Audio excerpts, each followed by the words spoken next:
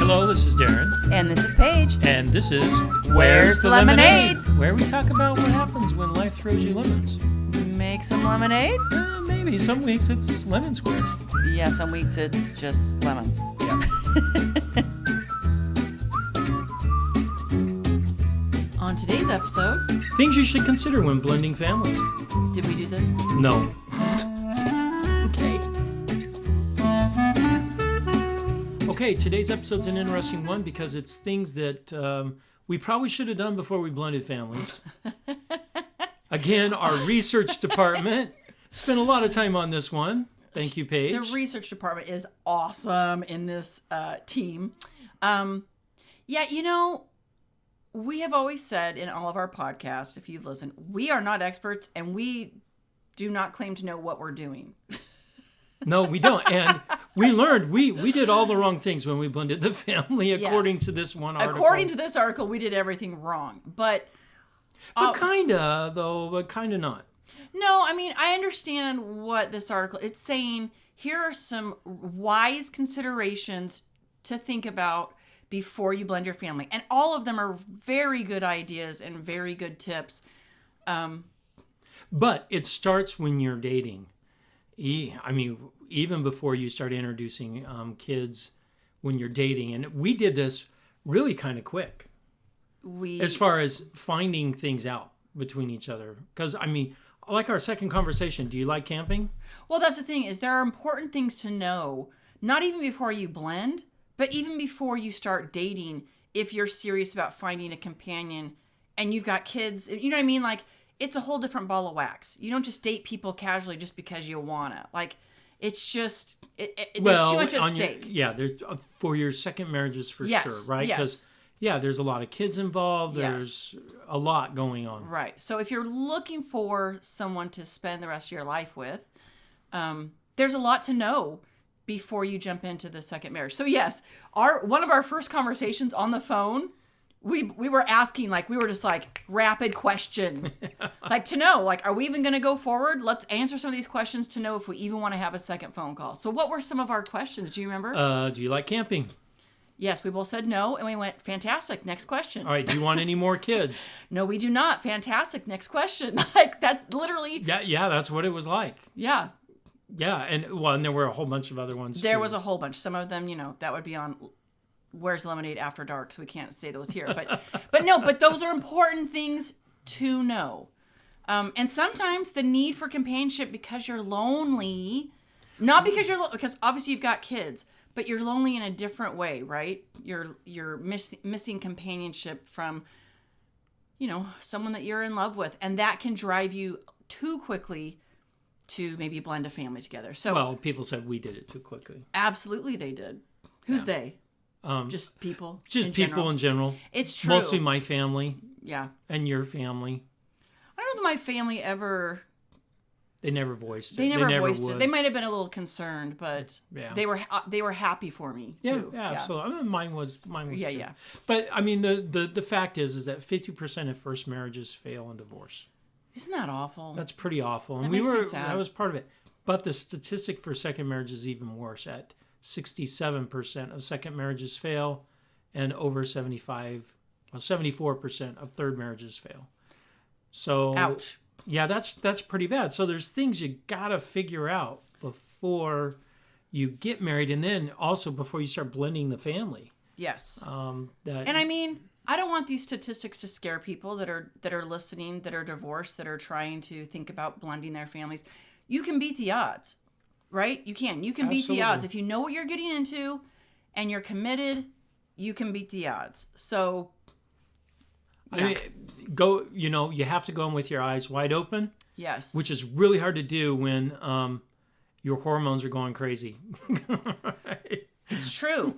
It's true. Like, you're just like, oh, I'm in love. Everything will be okay because we're in love. And yeah, I mean, our first date was beginning of June, and we were married middle of September. Yeah. So some people would say that was fast. That is fast. And we've been talking on the phone for a couple of weeks. I mean, the thing is, I guess, with a second marriage and with us, we felt like we were asking, like with your first marriage, you don't even think to ask all these really hard questions. Because you don't know what you don't know. You don't know what you don't know. So we started asking a lot of, like I said, we were asking questions right off the bat to see if we were compatible. How's your relationship with your ex? We asked that. What would you said, what would your ex say if I talked to her? Yeah, we did. We both kind of went through that. Yeah. But there's other dynamics too that you have to consider. Like, are the kids going to get along? Are the kids going to get along with you?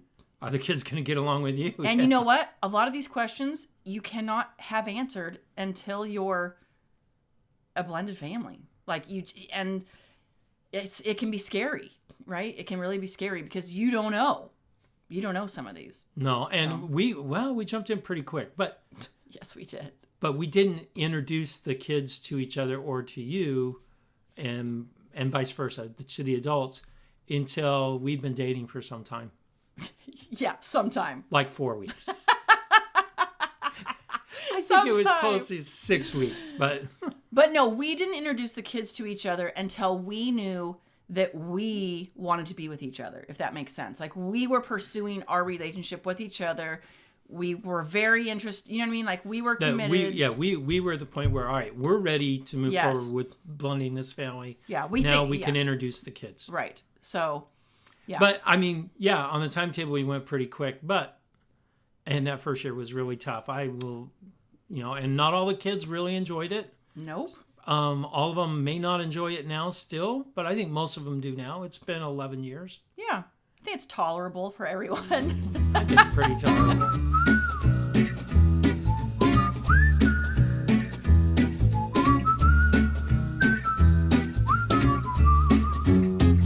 Okay, great research department. What did you find for us this week?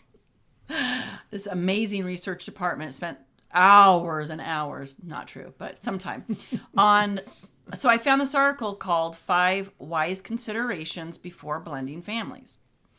Like I said, we may not have heeded all of these. How about none of them? I think we heeded them, but in a very a quick, expedited way. Yes, in an expedited way. We were in like express blended family mode. How about that? All right, the first one says, unload your own baggage. Okay. Now, we've been traveling all over the world for years now, and you never unload your own baggage. I always take it off the baggage cart.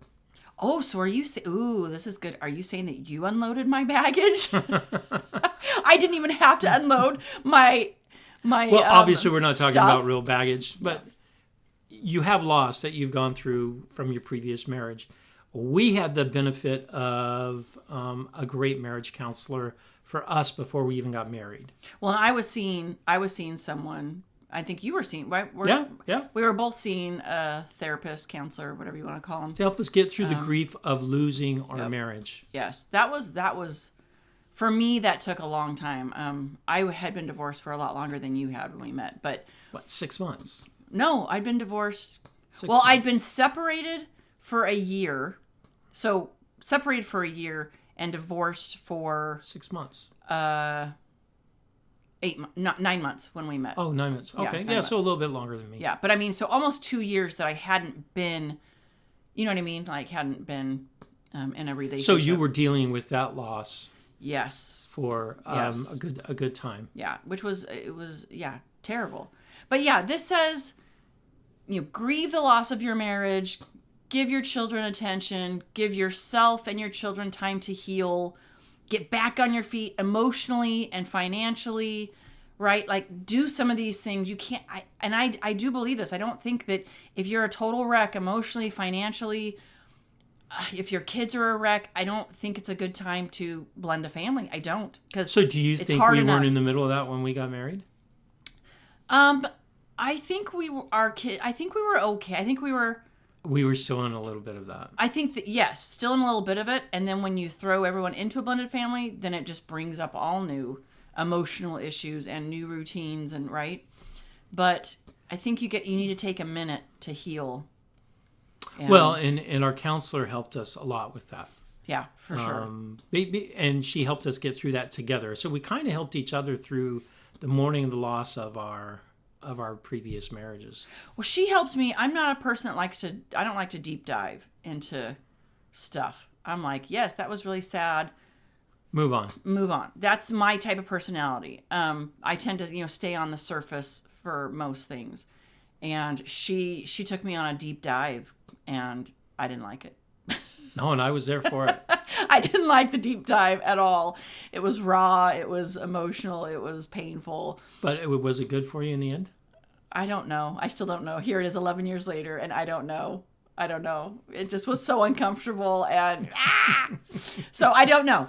Well, I guess another thing on unload your own baggage is learn from the mistakes that were made in the previous marriage. And if you say you made no mistakes in your previous marriage, you're a liar. That is your first mistake. You are not cognizant of what you have no self awareness. Self-awareness, yeah. You have no self-awareness of what was really going on.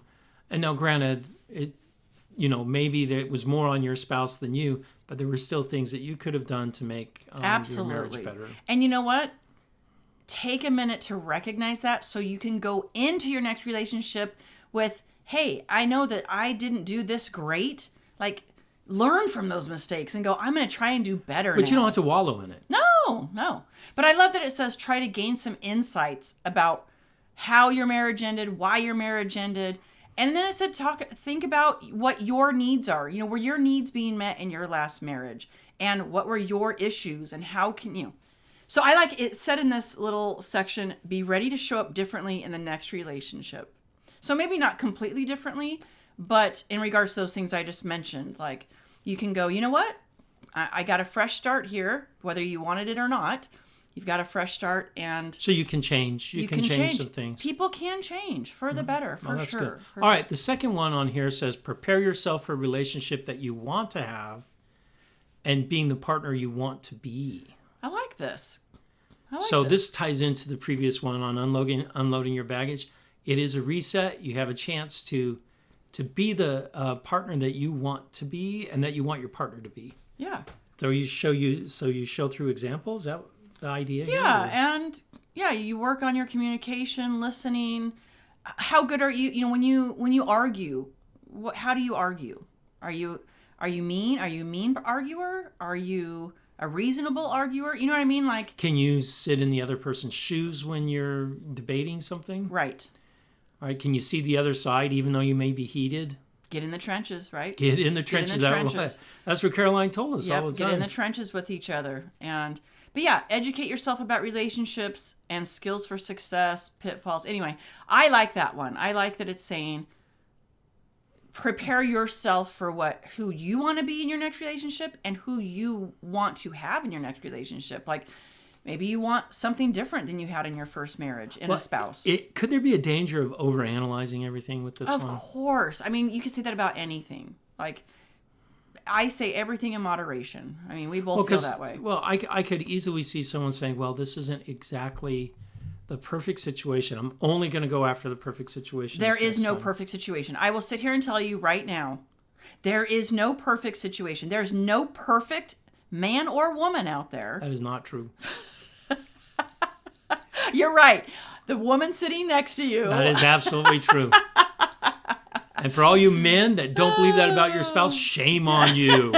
But no, you know what I mean? Like, no, I totally agree. When people think the grass is going to be greener, because, my husband has so many issues and I'm going to find someone that doesn't have any issues. Bull-loney. Everyone has issues. Everyone has things that will annoy you. There is no perfect person. They don't at the beginning, though. In the beginning, it's all cute. It's cute. Oh, that's so cute that he does that. And then a couple of years later, you're like, that is not cute at all. That's annoying. And you have to remember yourself. Remember when I thought that was cute? Yeah, you got to get back to that. So. All right, next one. Once you're dating someone, prepare your relationship by taking time to learn about each other and focus on your partnership. So. Well, I mean. I think what this is saying is,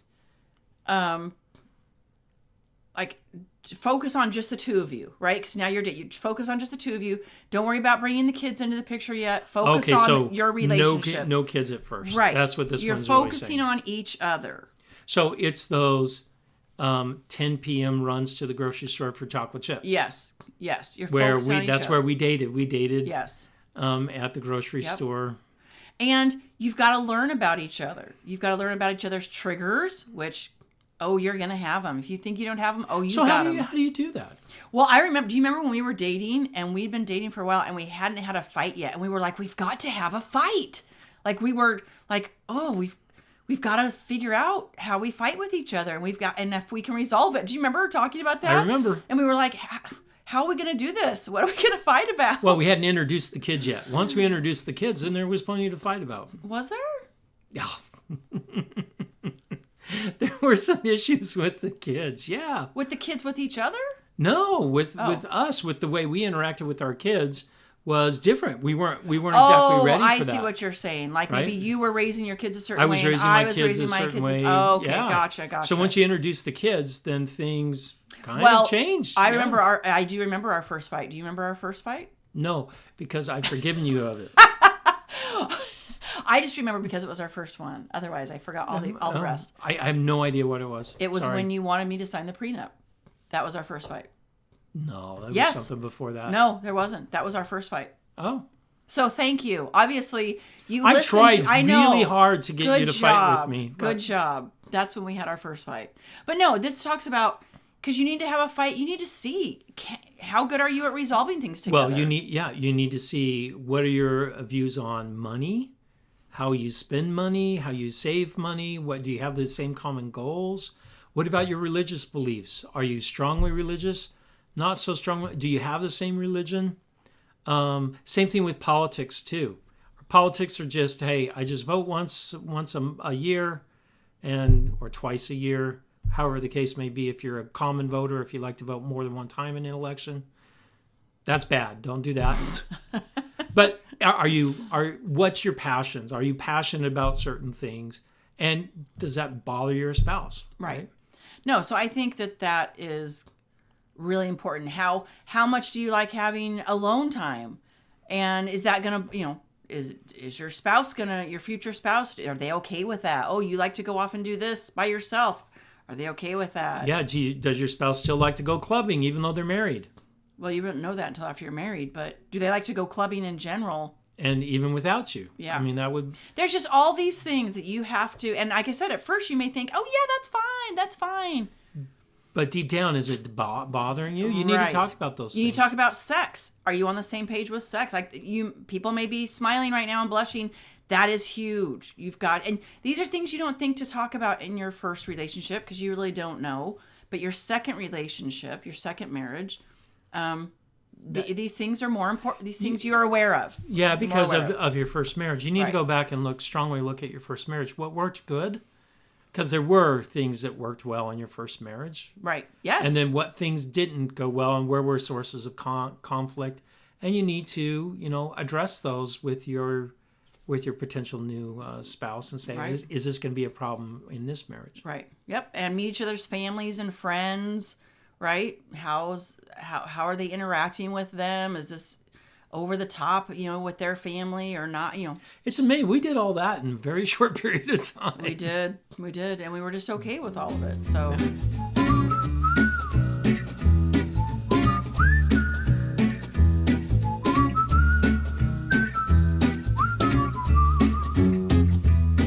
Okay, what's the next one here, honey? All right, prepare to blend by introducing the kids to your partner. Okay, do you remember the first time the kids were introduced to you? Yeah.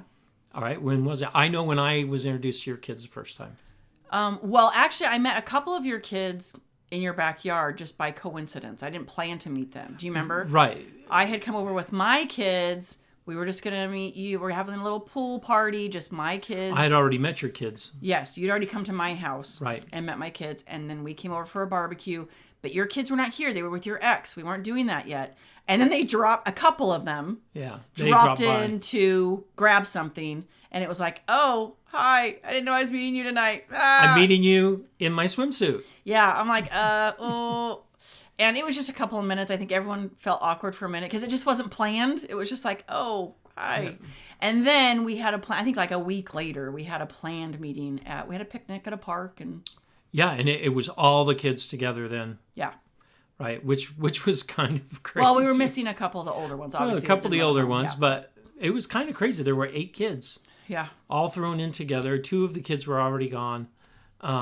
8 kids all thrown together at a picnic in the park with the keys locked in our That was kind of a series of unfortunate events that night.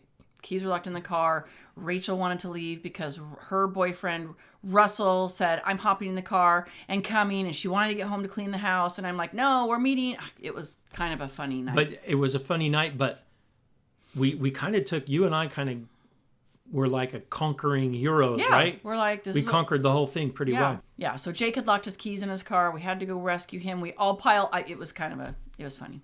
Yeah. But it's funny. I took care of the car, and you took all the kids to go have ice cream. Yep. So we divided and conquered and solved the problem with not too much. But it's something you do need to plan out. When I met your kids the first time, it was pizza at your house. Yep. And I got to meet the kids, and yeah, it was good. Yeah. So it says, talk with your children about their feelings. How do they feel about this new person? Be prepared to hear what they feel about that. Right. Remember, you're bringing someone in that they may feel is replacing their parent. Yeah, and they don't have to feel about this new person the way that you feel. Like, you're crazy about this new person. And if they go, he was okay, or she was fine, you're like, what? Or, she's not replacing my mom. Right, or I hate her. These are all probably pretty normal first-time feelings, especially if this is the first time they've met someone. So, be calm, be cool, be collected, and just take it one day at a time. But yeah, and and this is interesting what it said in this article.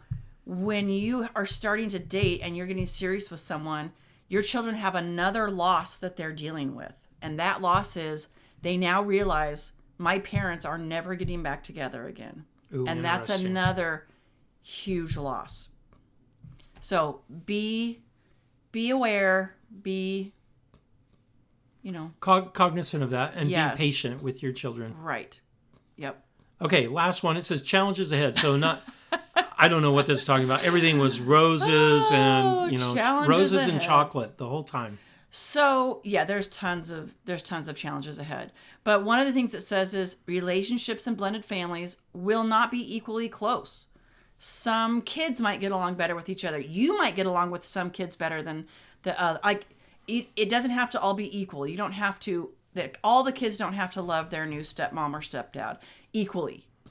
Hopefully, there's still some kind of respect and friendliness that you can get there, and eventually that will turn into some kind of relationship. But you cannot force this. You cannot force the relationship. Even though you want this to be this amazing, now I want our family to be great. I mean, because we want that. We do. We want our family to love each other and be one, and you can't force it. You can't force it. No, but you can create opportunities. And yes. That's what we focused on. We always invited especially our teenage kids. The little kids, of course, they want to go have fun. It doesn't matter what right. you're doing. They'll want to go. Yes. Teenage kids, a little bit different, but we always invited. Yep. And not all the time did they come, but most of the time they did. And we always kind of made it as much fun as we possibly could. Yep. So provide the opportunities to let the organicness of relationships happen, right? So let it naturally happen, but you've got to provide the opportunities. If you're always just sitting at home and everyone's in their own bedroom, that's not going to foster relationships. You've got to do fun things together. Even if it's swimming in the backyard together, or going on a hike, or going watching bowling, a show together. Watching a show, but you've got to do some things together to start building. But like I said, you can't force it. So if they say no, and sometimes they will, as teenagers, like I said, the little ones, they didn't really have a choice. No, they didn't. Let's go. And they were fine. Like, they wanted to go have fun. But well, and for us, it was very different because we really had 3 families that we kind of blended together. The 3 youngest were all raised together. They'd known this since they were 4, 5, and 6. The older ones were teenagers and tweenies. We had 1 tweenie. Yeah. Oh my goodness, that was tough. Yeah. Right. She had a lot's going on when you're a tweenie. A lot is going on emotionally. Felt so bad for her. I did too. And then the teenage boys, I felt terrible for. It's hard. These are hard ages. These are hard things. I think the best thing through all these challenges is to remember that you're together now and why you chose to be together, and that you need to work through blending this family together, not separate. Right. Right. And I like it. This article says to clarify roles of a parent, step-parent, co-parent when it comes to discipline, payment of child expenses, spending time together. Like, you need to be clear on who is doing what and how that's all working as much as you can. Clarify those boundaries. I think that really helps. When you're all just like, oh no, we're all overlapping everywhere, things get complicated and confusing. Well, you're not my mom, or you're not my dad. You can't tell me what to do. Yes. And we had several discussions after an incident would happen, or maybe one of the kids didn't go. It's just, well, we would always have a conversation in a room together and say, all right, what could we have done better here? Yes. And so. And trust me, we play the blame game sometimes. Well, I mean, we pointed fingers at each other. And we learned how to work through these things, though. And we learned, thank goodness we had counseling all through those first years. It was invaluable. Priceless. As long as you're going in there understanding together you're a team, and that you're trying to figure out the best way to work together as a team to be successful parents.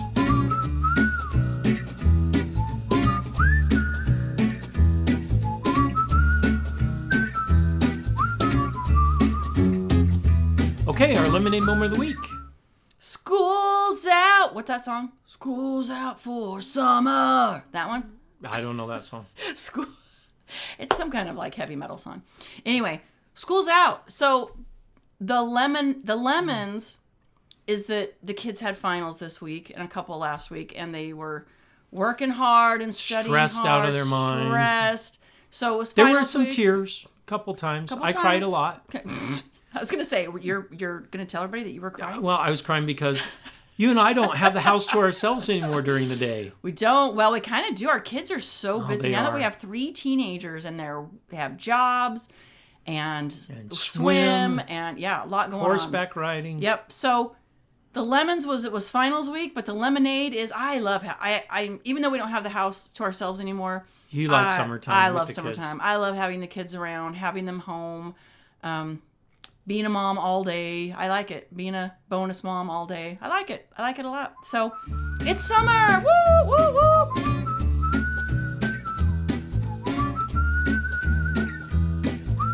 If you like today's episode, give us 5 stars on iTunes, Spotify, Google.